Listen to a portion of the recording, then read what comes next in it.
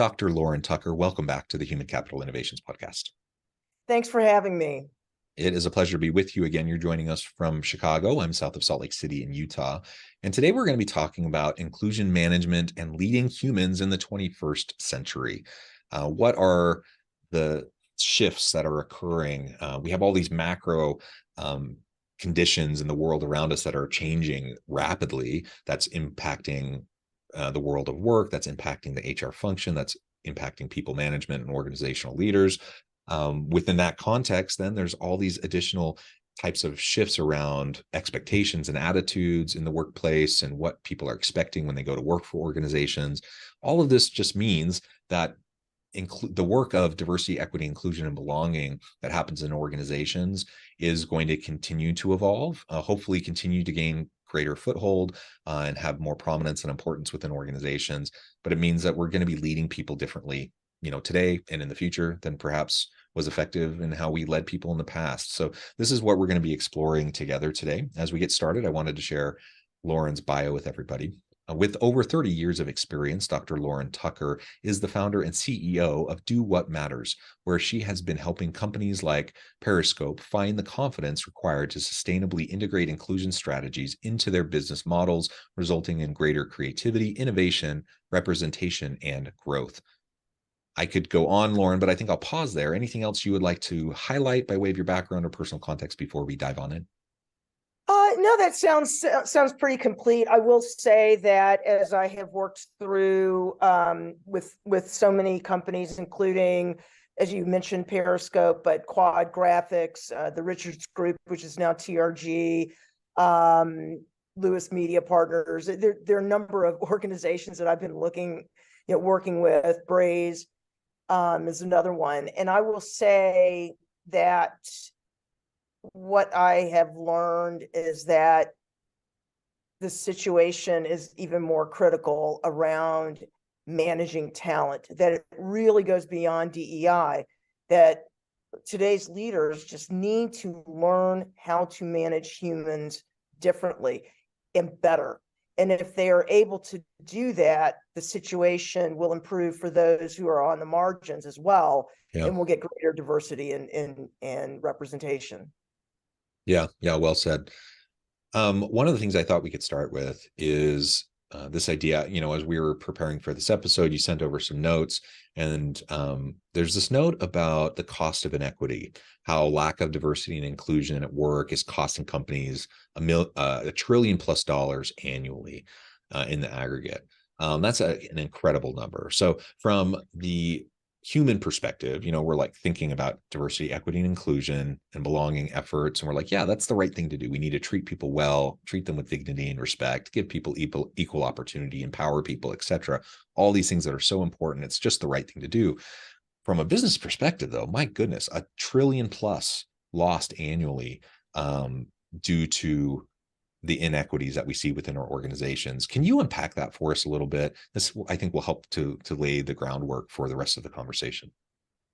Yeah, well, let me first give you a caveat, Jonathan. Since we last talked, I guess to my team, I've become even more alarmingly straight no chaser. Mm-hmm. And I've become I've always been a fierce talent advocate. I have to tell you, I'm even more so today. And so I'm not gonna sugarcoat what I'm gonna say today, because if somebody doesn't ring the bell, and I'm willing to lose all kinds of potential clients to ring the bell on this, we have to get beyond this issue of talking about DEI. DEI is important, but it oftentimes this focus obscures the larger issue of talent abuse. And we're seeing a lot of talent abuse. We're seeing a lot of this growing divide between leaders, managers, and the talent force. We are seeing it at a time when talent, and my God, I'm telling you, I'm a data scientist. I've been there. AI is not going to replace human talent. We may have to reallocate, we may have to rethink, but I want to stop that. There's just all kinds of things that are distracting us from the fact that we live in an economy dependent on knowledge, creativity, and innovation. That means the uniquely human capabilities. And we're in a situation where leadership has doubled down on the abuse of talent, largely to cover up their to pursue continued arrogance and to cover up the managerial incompetencies that we are seeing.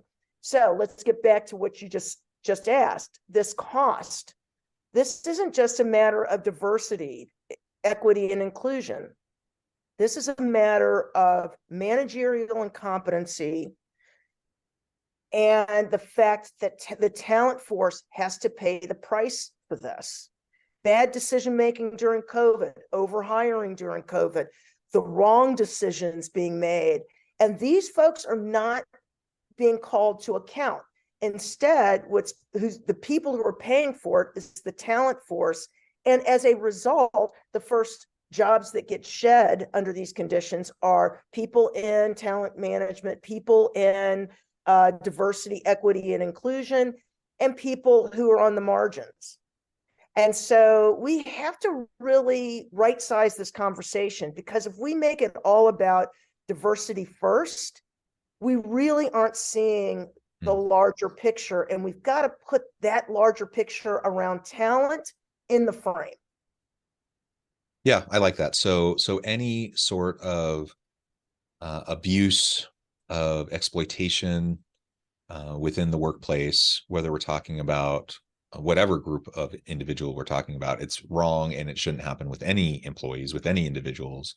It's always going to be hurting the organization's effectiveness, productivity, creativity, innovation. Of course, it's going to have a really negative human impact on the people who are experiencing these abuses and exploitation. And like you said too, with accountability, it's amazing how much leaders love to talk about accountability and performance when it's going downstream.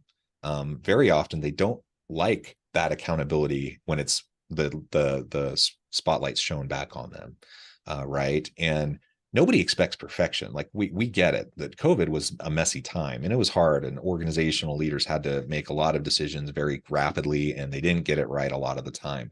Nobody expects perfection, but what we do hope for and expect, and I think we should expect, is that there will be accountability, and that there can be transparency, and that leaders will stand by their decisions and or learn from failures and try to grow and develop and bring in more diverse voices so they can make better decisions in the future. Like, we don't expect perfection, but we expect growth. We expect development, and we want accountability. And it really is crazy how often leaders, who are often the root cause of a lot of the problems the organization's facing, end up scapegoating people below them, end up leaning on and turning the screws on the people below them.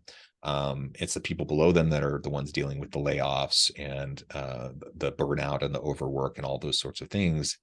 All that does need to stop. And you're absolutely right that it's a much broader problem than just the diversity, equity, and inclusion conversation, which is of course important, but a subset. Yeah, I mean, I think, and again, I'm straight no chaser. I have not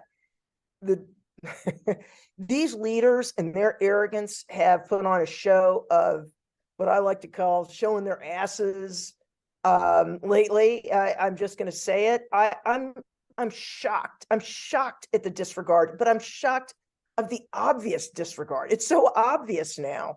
And these leaders are sitting on tons of cash. They're sitting on tons of cash, tons of profits that they made during COVID, mind you. And yet they're saying that they don't have enough money to pay talent, that, they're pulling in tons of cash for low performance. So I think we have to, one of the things I am out to bust right now is the myth of meritocracy. It is a myth that we continue to use to bully talent. Performance reviews. If I ever hear again, if the idea of PIPs or those performance, performance improvement plans. Yep. They are not focused on performance. They're not focused on improvement. And the only plan that is behind that is the abuse of talent. And because they always, funny how nobody cares about, performance improvement at the beginning of somebody's hiring, but somehow when they need to get rid of talent easily, they'll come up with ways to do it. And the plan is to improve all the ways they can figure out how to get rid of talent. We got to come up with a better plan. And I am not sure, and I will admit this, and I cannot lie to you, Jonathan. Some of the stories, I'm writing a book actually called Your Employees Hate You. I have been asked by many people who've said, do you think that's a little harsh, Lauren? Do you think maybe we should, maybe you should pull back on that. Maybe it's not about your employees hate you. The stories that are coming into me, and I don't even have to ask for them. People see me as a talent advocate. They are writing me on LinkedIn. They're emailing me. The stories that I hear from senior executives and some of the abuse that they've taken, because oftentimes they're left holding the bags for the C-suite's incompetence, and they're unable to manage humans the way that they want to manage. This I'm hearing a lot, especially from senior female executives who have on the surface made a lot of strides. We see a lot of strides coming in, but in big companies, whether it's holding companies or larger entities, Fortune 500, I'm hearing so many stories of these self-same women who are calling me saying, this is not the job I had expected. I am being thrown under the bus by the male colleagues in the C-suite or in the upper echelons of the company or the founders. We are in a situation where I have great questions about whether anything can overcome the cronyism and the leadership arrogance of the generation of company and corporate leaders that are in place today. I hope that the next generation of leaders who have experienced so much of this abuse and, just general incompetence will get an opportunity to change things. But what I am hearing right now from leaders, from even C-suite leaders who are trying to do the right thing, from the bottom to the top, I'm hearing alarming stories of abuse, of malfeasance, of personal vendettas, of cronyism. Yeah. And these are in Fortune 500 companies. And I am alarmed by this. So we have to get our heads around managing humans better. I just don't know if the generation of leaders in place today are going to be the ones to do it. Yeah, that's a really great point. I've seen plenty of those things myself.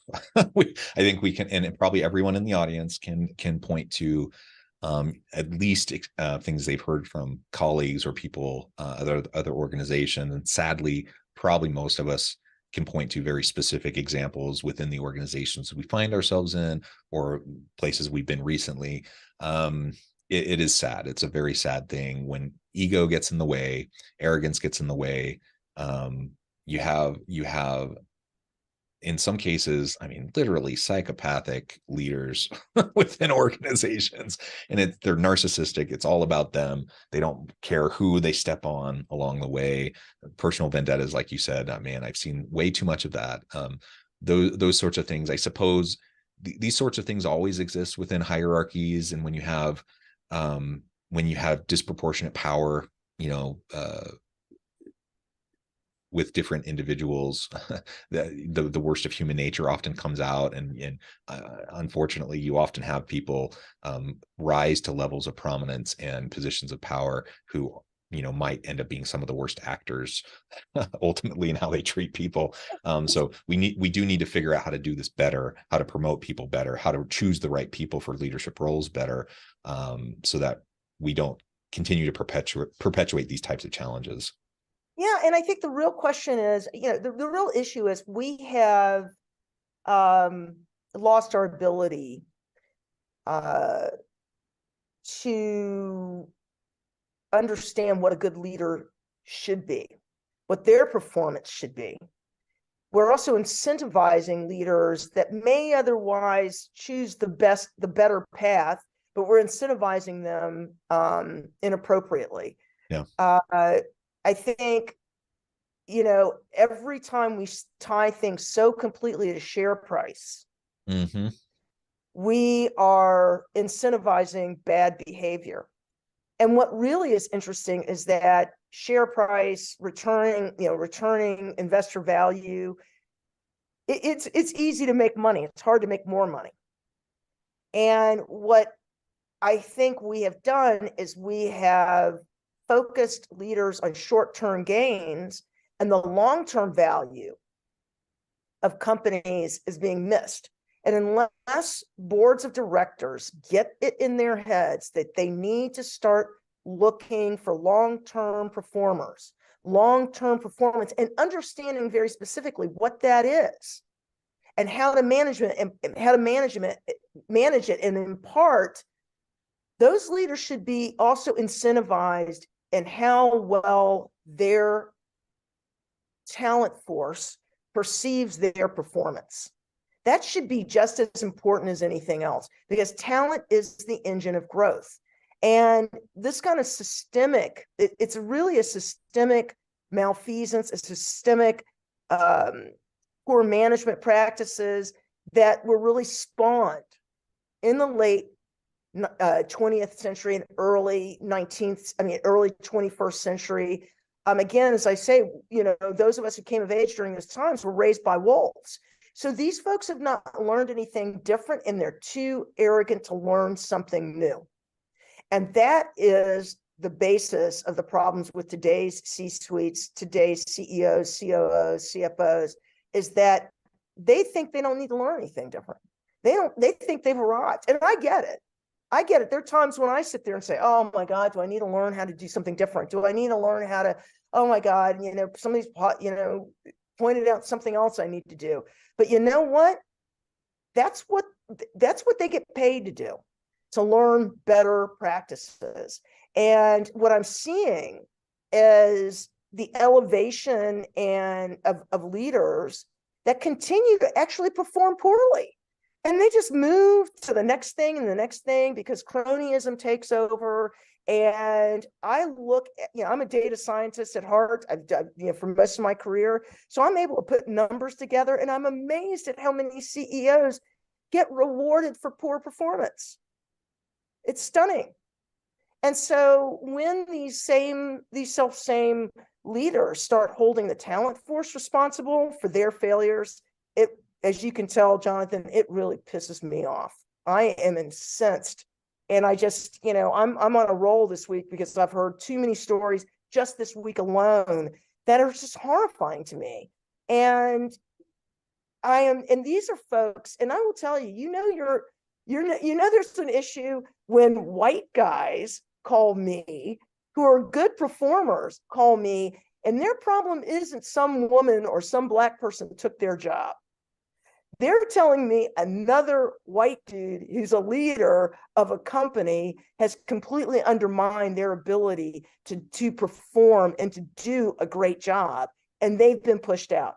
That's why I'm saying diversity first is not where we need to focus. What we do need to focus on is improving leadership, setting the better standards, higher standards for performance with the C-suites and with the board of directors.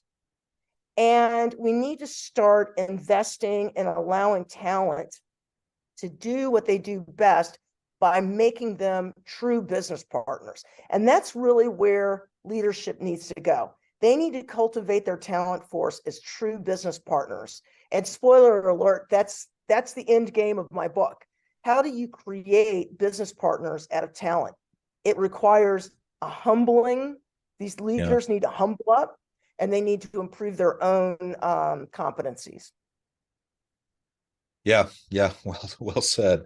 It really is so frustrating to see completely incompetent, ineffective leaders continually fall upwards and fall into new promotions and new opportunities. And you're like, in what world? Like, why are we doing this? Why, it doesn't make business sense even to do it, but it's because of the cronyism, it's because of the nepotism.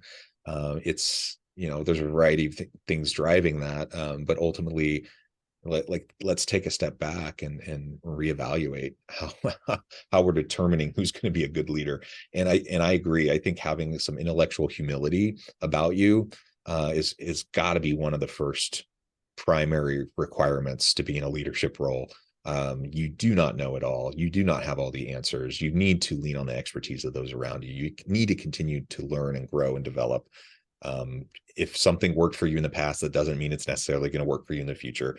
You know, just having that intellectual humility and checking your arrogance and your ego at the door, my goodness, that alone would go a long way in helping us improve the situation in a lot of organizations. Yeah, and I think too many leaders now, they just believe in their own hype. And they believe in the hype of their roles. So it isn't always like the Elon Musks that I'm talking about, although I find him to be a horrifying leader. But I will say that there are other leaders that just buy the hype of their own role. They've finally gotten to that CEO level and they feel like they can't be touched. They feel like they shouldn't be touched, and they feel like the talent force is there to make them look good. And that is not, that's not going to feed the bulldog. And we are looking right now at a talent force, which is why we continue, despite all of the layoffs and it's so horrifying, we continue to see very low unemployment rates, because this is a talent force that has their options. Those other options, they're finally, I think, many of them making the gig economy work for them, because they're okay with what that buys them. I think they are finding other ways of achieving their life aspirations, and those don't always mean corporate climbing. These leaders keep thinking, you know, I love using the example of A Devil Wears Prada, where Miranda Priestley says, well, doesn't everybody want my job? Doesn't everybody wants to be me? And Andy Sachs realizes, no, I don't want to be you. I'd rather make less, enjoy the work, do work that's meaningful, do work that's going to improve the world, and I don't want to be you. So I think a lot of the talent force is making that decision and finding other ways to be productive. And that's what they want to be. They want to be productive. They want to work. This assumption that talent doesn't want to work, that they don't want to put their capabilities in service of purpose and growth, is another myth. It's another myth perpetuated by incompetent leaders who want to use it as a smokescreen for their own failures. Yep. Well said. This has been a really fun conversation. You know, it's good to, I'm straight, no chaser. no, it's good. I think it's good to be straightforward and to tell it how it is. And sometimes it's just nice to be able to get these things out, because it is frustrating. Lauren, I know at the time I need to let you go here in just a minute, but before we wrap things up for today, I wanted to give you a chance to share with the audience how they can connect with you, find out more about your work, and then give us a final word on the topic for today. Yes, well, you can always get in touch with us at letsdowhatmatters.com, which is our website. For all who are interested, you can also reach out to me on LinkedIn, where we've got a very socially active page on LinkedIn, as well as I try to post as many things as I can to educate people and also to amplify the voice of talent. And that is really, you know, for me, that's the realization. I've made a pivot to focus more on talent relationship management, because that is the clear path to greater inclusion and to making everybody feel safe, valued, heard, and productive, which is really what everybody wants, including those who are on the margins, Black and brown people, LGBTQ plus women. And quite frankly, I've heard from enough white men who are also feeling left out, marginalized, and left behind. So it's really about talent relationship management, and anybody who is interested in learning how to make your talent force your business partners for growth, please reach out. Wonderful. Thank you, Lauren. It's been a real pleasure. I encourage the audience to reach out, get connected, find out more about what Lauren can do for you. And as always, I hope everyone can stay healthy and safe, that you can find meaning and purpose at work each and every day. And I hope you all have a great